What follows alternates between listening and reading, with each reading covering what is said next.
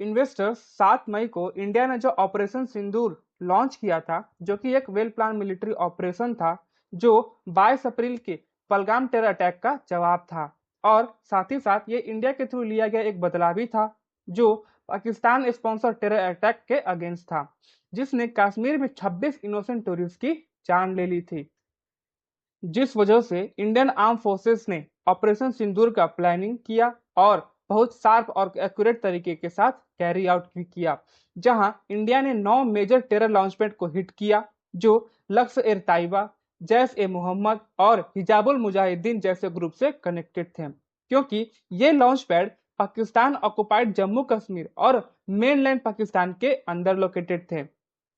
तो फ्रेंड्स, इस वीडियो में आज हम डिस्कस करेंगे कि इन्वेस्टर्स को इस हाईली सक्सेसफुल मिलिट्री ऑपरेशन से क्या सीख सकते हैं, क्योंकि जैसे इंडियन आर्म फोर्सेस ने एक क्लियर गोल सेट किया और अपने रिसोर्सेज को वाइजली यूज किया और जल्दी में कोई एक्शन नहीं लिया, तो वैसे ही आपको भी अपनी फाइनेंशियल जर्नी को पेशेंस और एक क्लियर पर्पस और एक वेल थॉट आउट प्लान के साथ अप्रोच करना चाहिए, क्योंकि इन्वेस्टिंग एक तरह से अपना ही बैटल फील्ड है और जितना स्मार्टर आप अपनी स्ट्रेटेजी के साथ होंगे, उतने ही बेटर आपके जीतने की चांसेस बढ़ेगी।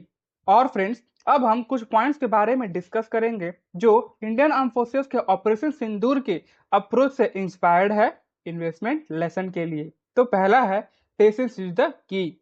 तो 22 अप्रैल के अटैक के बाद पूरे इंडिया में कश्मीर से कन्याकुमारी तक लोगों में बहुत गुस्सा था, क्योंकि लोग इमोशन में आकर पाकिस्तान और उसके पड़ोसी देश के द्वारा सपोर्ट किए गए टेरर ग्रुप के अगेंस्ट इमीडिएट एक्शन की डिमांड कर रहे थे। लेकिन इंडिया की आर्म फोर्सेस ने बहुत कंट्रोल दिखाया और इंडियन आर्म फोर्सेस ने सिचुएशन को स्टडी किया, स्ट्रेटेजी बनाया और फिर कैलकुलेटेड रिस्क के साथ टेरर हाइडआउट्स और लॉन्च पैड पर स्ट्राइक करके लगभग 15 दिन के बाद अटैक करके सक्सेसफुल हुए। अगर इन्वेस्टमेंट के नजर से कंपेयर करें तो जैसे इंडियन आर्मी और एयरफोर्स के जवानों ने दिखाया, आपको अपनी इन्वेस्टमेंट जर्नी में भी इमोशन में आकर गलत डिसीजन नहीं लेना चाहिए।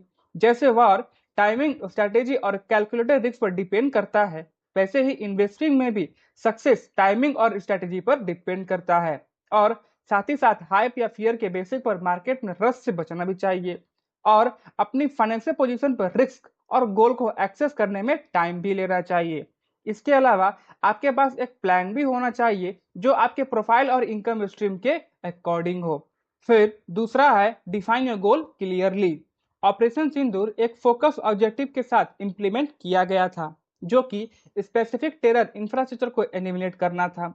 इंडियन आर्म फोर्सेस ने एमलेसली रिटेलिएट नहीं किया, बल्कि ऑथेंटिक इंटेलिजेंस रिपोर्ट के बेसिक्स पर पाकिस्तान बैक टेरर आउटफिट्स को टारगेट किया। इंडिया का हर मूव पाकिस्तान और पाकिस्तान ऑक्युपाइड जम्मू एंड कश्मीर से टाइम टू टाइम निकलने वाले थ्रेट को न्यूट्रलाइज करने के बॉर्डर गोल के साथ अलाइन था। तो एक इन्वेस्टर के तौर पर आपको भी अपने इन्वेस्टमेंट गोल के बारे में सेम क्लैरिटी होनी चाहिए। आपको पहले से पता होना चाहिए कि आप किस लिए सेव कर रहे हैं, क्या फिर क्या ये रिटायरमेंट के लिए है, या फिर एक घर के लिए है, या फिर अपने बच्चों की एजुकेशन के लिए है। एक बार इसका जवाब मिल जाए तो आप इजीली एक इन्वेस्टमेंट प्लान बना सकते हैं। और जब एक बार आप अपने इन्वेस्टमेंट जर्नी में फोकस हो जाते हैं, तो कोई भी चीज आपको डिस्ट्रैक्ट नहीं कर सकती। तीसरा है सिचुएशनल अवेयरनेस। ऑपरेशन सिंदूर के दौरान इंडिया चुपचाप नहीं बैठा हुआ था, क्योंकि 7 मई को टेरर लॉन्च पैड पर अटैक के बाद जब पाकिस्तान ने ड्रोन्स और मिसाइल से रिएक्ट करने की कोशिश की, तो इंडियन डिफेंस सिस्टम पहले से ही फुल फोर्स के साथ दुश्मन के मूव को एंटिसिपेट करते हुए रेडी था। इंडिया के multi layer air defence shield ने 600 से ज्यादा ड्रोन्स को मार गिराया। इस सब में इंडिया ने high degree of situational awareness और स्ट्रेटेजिक प्रिपरेशन दिखाई। अगर इन्वेस्टमेंट लेसन की बात करें तो मार्केट अनप्रिडिक्टेबल होते हैं। जियोपॉलिटिकल थ्रेट्स, इकोनॉमिक हेडविंड्स और डोमेस्टिक और ग्लोबल ट्रेंड्स आपके इन्वेस्टमेंट को कभी भी इम्पैक्ट कर सकते हैं। एक स्मार्ट इन्वेस्टर अपडेट रहते हैं और वोलेटिलिटी से बचने के लिए अपने एसेट को डाइवर्सिफाई करते रहते हैं। एक इन्वेस्टर के तौर पर आपको अनसर्टेनिटी फेस करने के लिए इनफ प्रिपेयर्ड रहना चाहिए और अपने पोर्टफोलियो को माइनर झटके और मेजर शॉक्स को फेस करने के लिए पोजीशन करना चाहिए।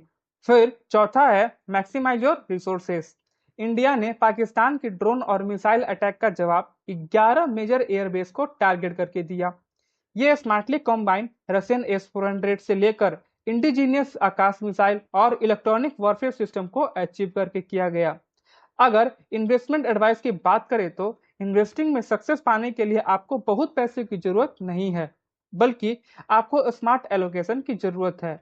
एक इन्वेस्टर के तौर पर आप equity, mutual fund, fixed income instruments, tax saving option और इंश्योरेंस जैसे सभी अवेलेबल टूल्स यूज कर सकते हैं।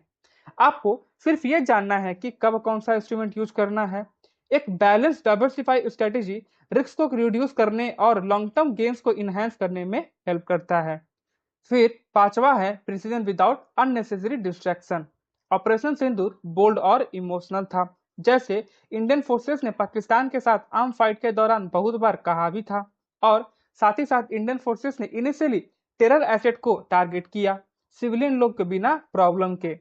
और पाकिस्तान के जनरल मिलिट्री इंस्टॉलेशन को तब भी हिट किया गया जब दुश्मन देश ने इंडियन मिलिट्री एसेट्स पर अटैक किया था, क्योंकि इंडिया ने एक तरह से वर्ल्ड को दिखाया कि एग्रेसिव कैसे होना है।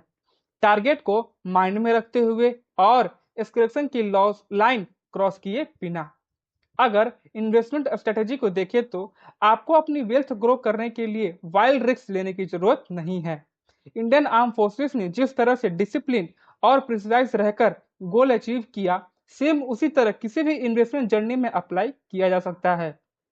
तो हाइप के बेसिक पर हाई रिस्क ऑप्शन को चेस ना करें और अपने रिस्क एपिटिट पर स्टिक रहें। और साथ ही साथ सबसे इंपॉर्टेंट चीज, कांस्टेंट तरीके से इन्वेस्ट करना और पीरियडिकली अपने पोर्टफोलियो को रिव्यू करते रहना चाहिए। और फ्रेंड्स, आखिर छठा पॉइंट है play to your strength. India का Akashteer air defence system जो इंडिजीनियस टेक्नोलॉजी यूज करके बना है, उसने पाकिस्तानी ड्रोन्स और मिसाइल को डिस्ट्रॉय करने में काफी ज्यादा रोल प्ले किया है। और डिफेंस सिस्टम ने सैटेलाइट फीड्स, मोबाइल रडार्स और रियल टाइम डाटा जैसे की स्ट्रेंथ का लेवरेज करके इफिशिएंटली काम भी किया है। अगर हम इन्वेस्टमेंट की बात करें तो आकाश तीर एयर डिफेंस सिस्टम एक इन्वेस्टिंग लेसन देता है उस चीज पर फोकस करने में जिसे आप समझते हैं और जिसमें आप कंफर्टेबल हैं। एक इन्वेस्टर के तौर पर आपको हमेशा वो नहीं करना चाहिए जो दूसरे करते हैं और सजेस्ट भी करते हैं। अगर आप लॉन्ग टर्म प्लानिंग और कंसिस्टेंट सेविंग में अच्छे हैं तो आप एसआईपी आपको सूट नहीं करता है। अगर आपको स्टॉक या रियल एस्टेट के बारे में नॉलेज है तो वहां से स्टार्ट करें। सबसे पहले अपने स्ट्रेंथ को समझें, जिससे आपको पता चले कि आप सही इन्वेस्टमेंट कर रहे हैं या नहीं कर रहे हैं, और फिर उसके बाद कंपेयर करके अपने इन्वेस्टमेंट प्लान स्टार्ट करें।